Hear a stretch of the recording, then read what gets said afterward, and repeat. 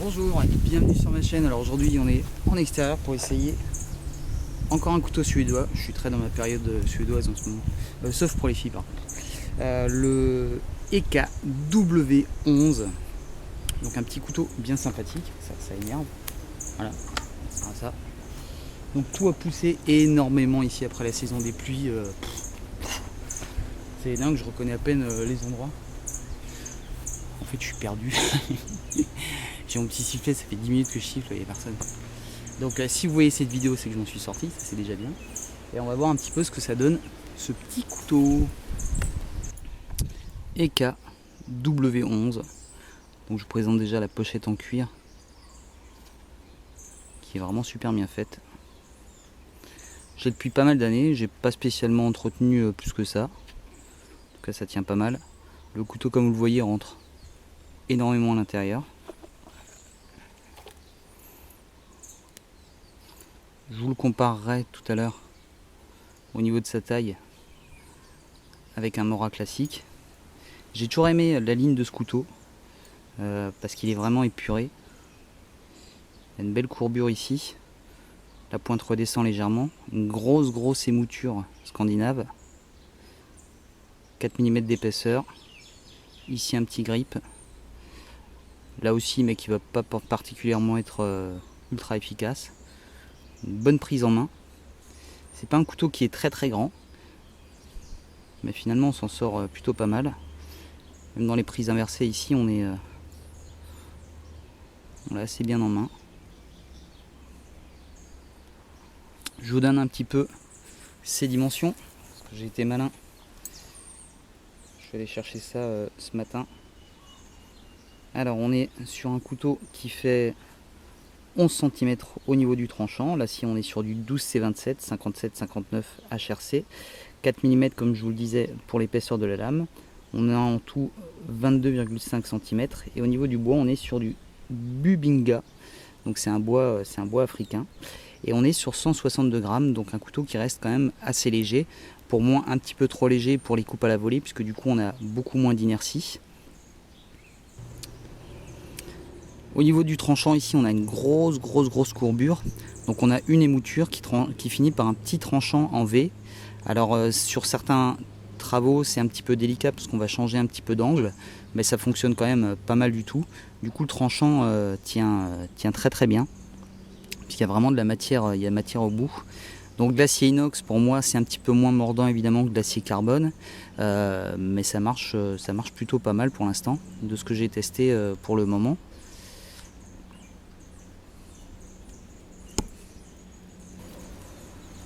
Je vais vous le comparer avec des classiques du genre que vous connaissez certainement. Le fameux Tops Bob, vous voyez, qui est légèrement plus grand, légèrement plus épais aussi. Donc là j'ai beaucoup plus d'inertie forcément avec ce type de lame. Le Mora, un peu plus fin le Mora, encore un peu plus léger d'ailleurs. Vous voyez, ça vous permet de voir un petit peu la taille de ce couteau.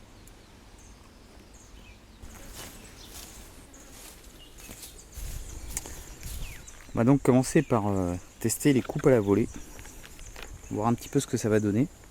Donc évidemment quelque chose d'assez léger, donc ça devrait pas être ultra pertinent. Ah tiens, je prends des trucs dans le ticket de caisse, ça peut toujours servir dans les gants. J'ai perdu les autres, ça me saoule, j'en avais 2 paires, je les ai perdus. Donc je m'en suis retrouvé d'autres, mais elles sont pas aussi bien. Petit détail. Ici, possibilité de placer ça ici, ça va m'éviter de le perdre dans les herbes. Et on va voir tout de suite ce que ça peut donner. En tout cas, ça pique, ça je peux vous dire.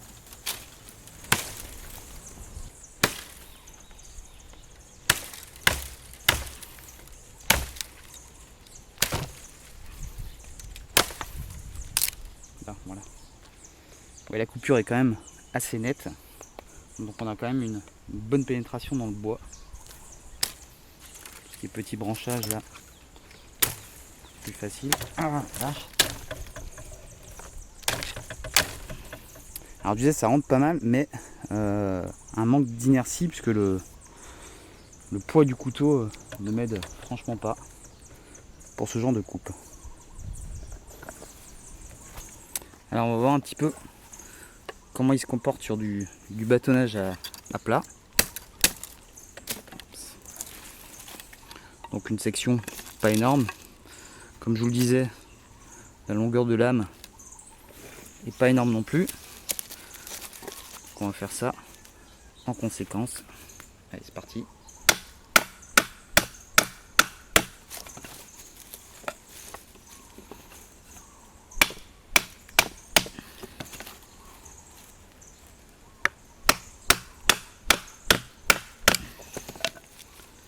Vu la taille de la lame, on n'a vraiment pas peur de taper dessus. Ah, j'ai perdu ma cordelette, je crois.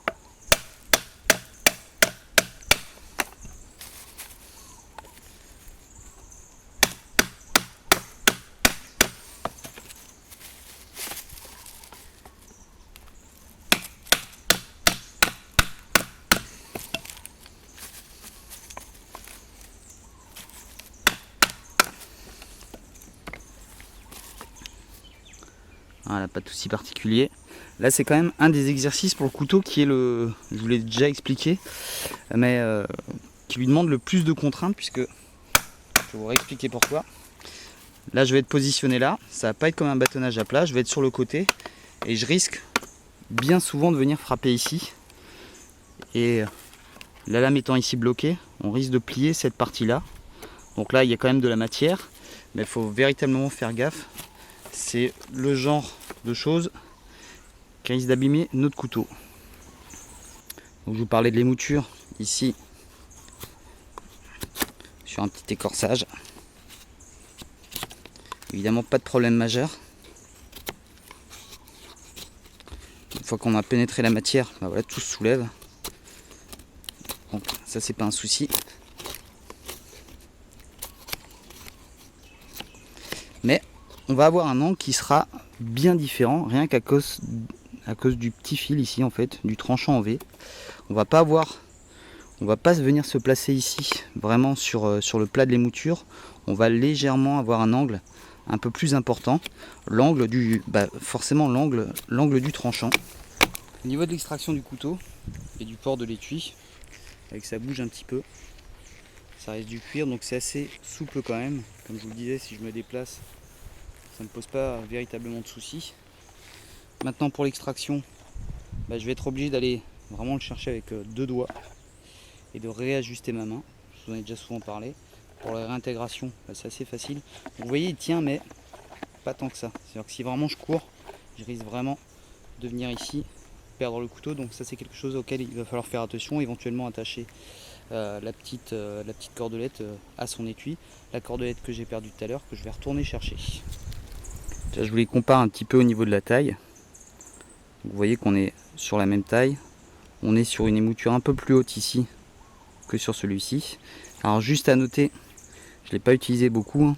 Donc ici j'ai le coating qui est un petit peu parti. Et là je commence déjà à avoir des petites traces de corrosion. Donc ça c'est pareil, je vous ferai un retex au bout d'un certain temps pour vous dire si effectivement ce coating tient correctement la route. On va voir un petit peu ici ce que ça peut donner pour les copeaux.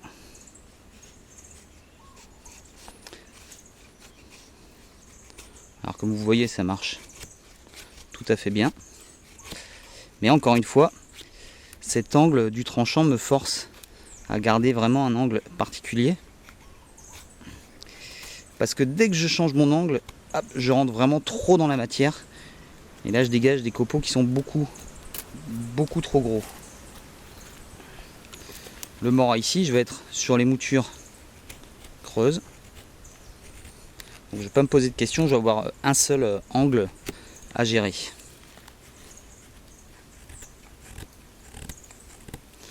Au niveau ici du tranchant, là aussi, dis donc, c'est pas mal oxydé ici de ce côté-là. Je sais pas si on le voit. Là ici. Alors voilà, évidemment, j'ai des gants, je les utilise pas, donc forcément je m'éclate. D'où l'utilité des gants. Donc là, je vais les remettre pour pas être bête. Et je vais préparer une petite bûche pour le bâtonnage. Donc comme je vous le disais, 4 mm, quelque chose d'assez costaud quand même. On va pouvoir se faire plaisir. Plat de semelle jusqu'au bout. Donc là normalement il ne devrait pas y avoir de soucis.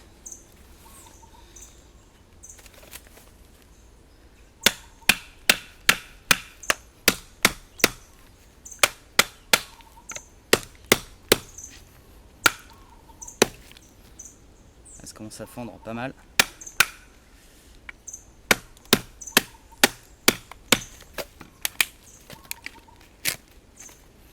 Alors par contre, en admettant que le couteau ressorte un petit peu par là, j'aurai un peu plus de mal à taper derrière parce que c'est juste un petit peu arrondi. Donc ça peut se faire, hein. Mais c'est pas génial.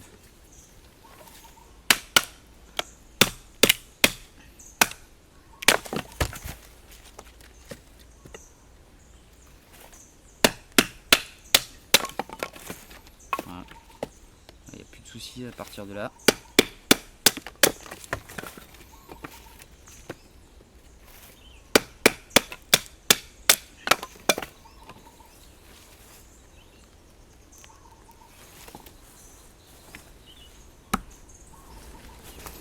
On va voir un peu le travail avec la pointe.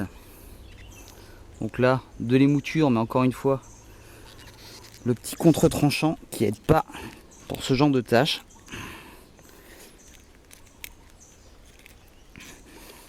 Ça marche, mais beaucoup moins qu'avec une émouture complète. Vous allez voir tout de suite avec le Mora la différence. Là, je creuse, mais du coup, j'ai pas un super angle ici pour venir attaquer le bois de côté. Alors qu'avec un Mora avec une pointe un petit peu plus fine,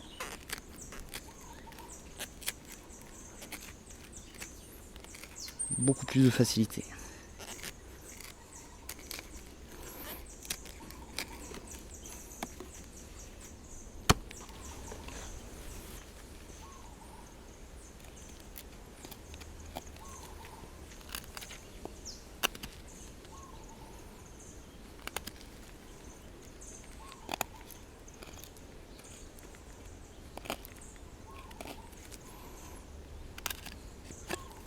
Je trouve qu'on a un tout petit peu moins de facilité à travailler le bois de cette façon ici.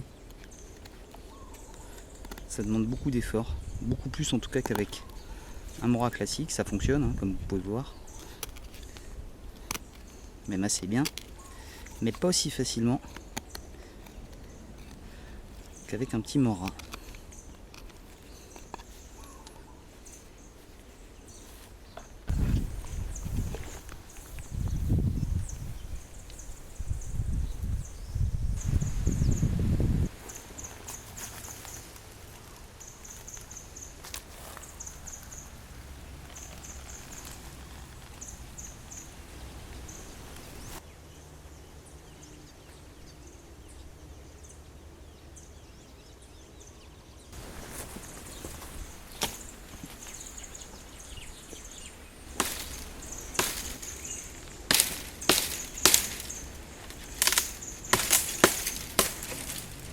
Alors bien que ça rentre pas mal dans le bois, on a vraiment peu de prise en main, même ici avec les gants, ça ripe assez facilement. Donc pas de poids, pas d'inertie, donc ça le fait, hein. On y arrive, mais beaucoup moins efficace qu'avec un manche un peu plus costaud et avec une inertie un peu plus importante. Donc pas idéal pour ça. Je vous parle souvent d'inertie dans mes couteaux, rien à voir, dans mes vidéos.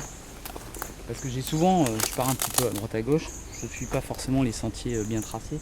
Donc je me retrouve souvent avec des arbres qui sont tombés et j'ai envie de passer. Donc c'est pour ça qu'un couteau avec une grosse inertie comme le Bob me permet quand même de me frayer un chemin sans être obligé de sortir la machette. C'est surtout pour ce genre de choses. Parce que là pour passer, il y a pas mal de piquants. Donc à part écraser un petit peu les branches et jouer à l'équilibre, j'ai souvent besoin de tracer ma route.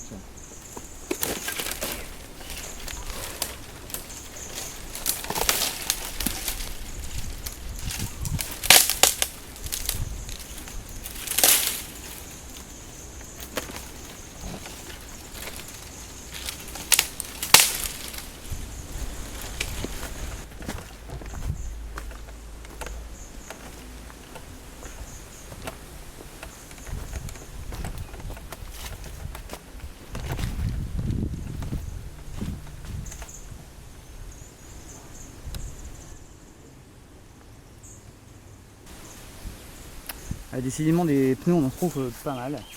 Surtout ici parce qu'en gros c'est un emplacement où il y a pas mal de gens qui font du sauveterre, donc ils font des petits camps, etc. Donc bah si vous connaissez, on va voir ça. Oh.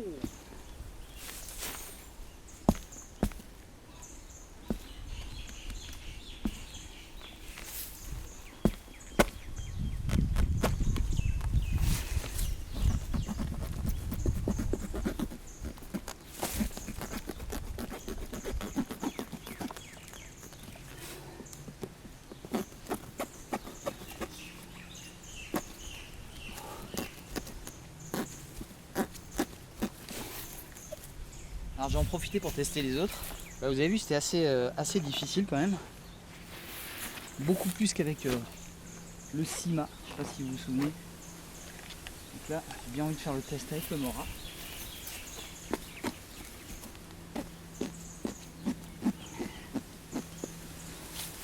Pas forcément plus facile. Le Tops Bob.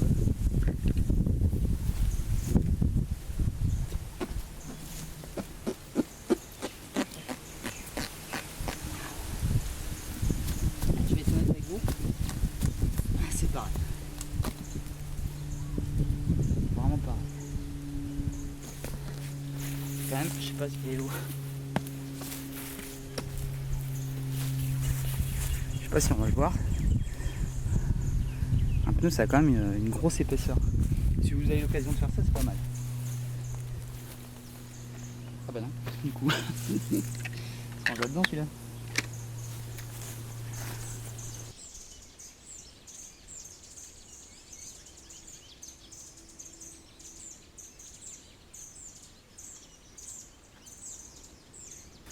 Allez, un petit arbre sur pied.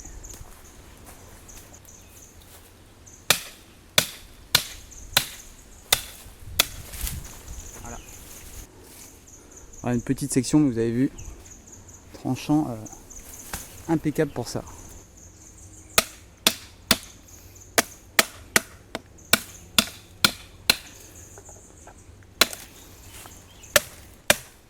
Voilà, une fois que je suis là, c'est parti.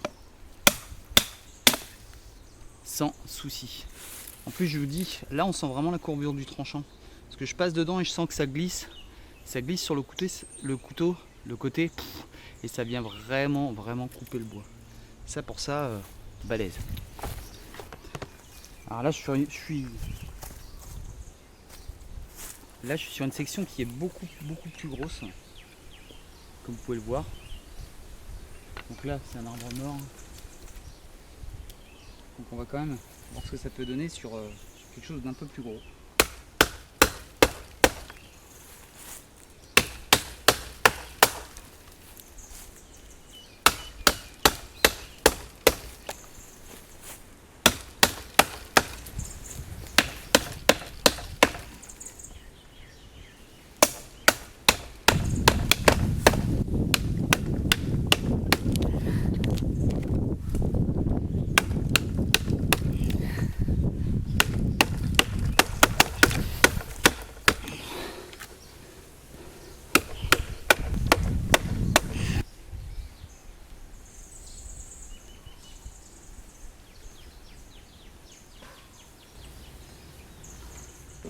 Alors là j'ai arrêté le bâtonnage parce que je viens de me faire surprendre par un troupeau. Voilà, qui me surveille de près là, comme vous pouvez le voir. Là aussi.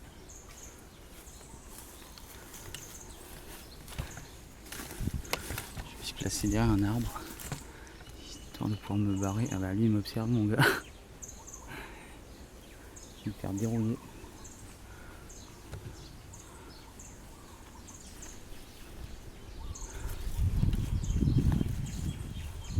Thibaut. La dernière qui m'observe.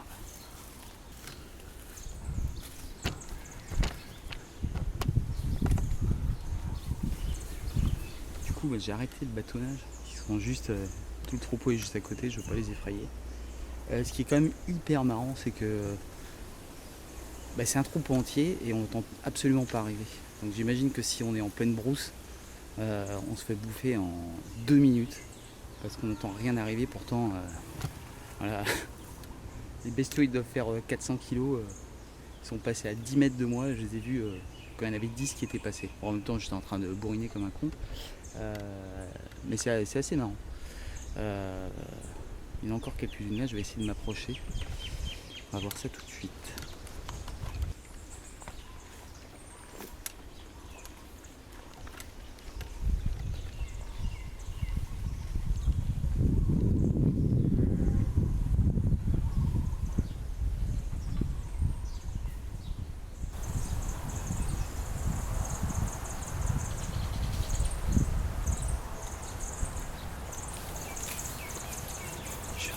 Ils sont pas loin. On va essayer d'y aller. On va se faire un bon steak.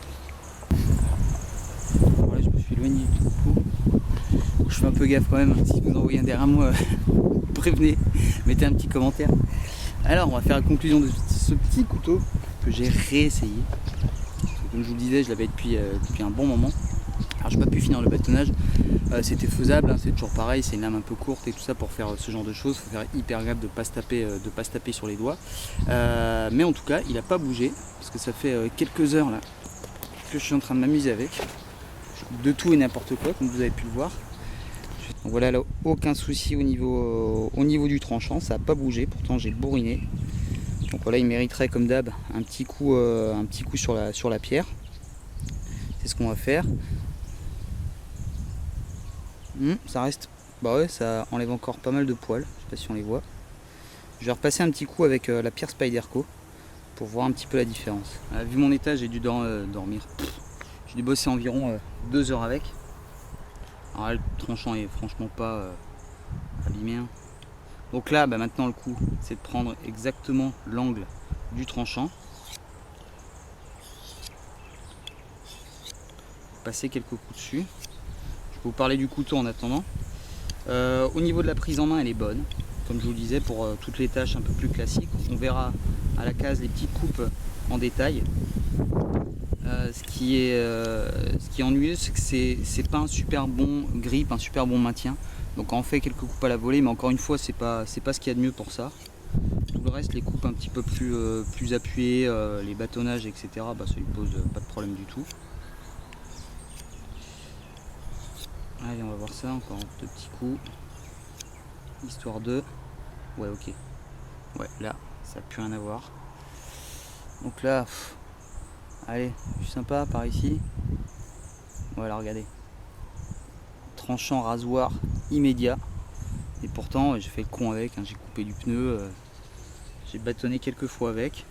Alors j'ai fait le double de ce que vous avez vu, parce que cet appareil commence à merder. Donc dites-vous de ce que j'ai fait, c'était largement le double.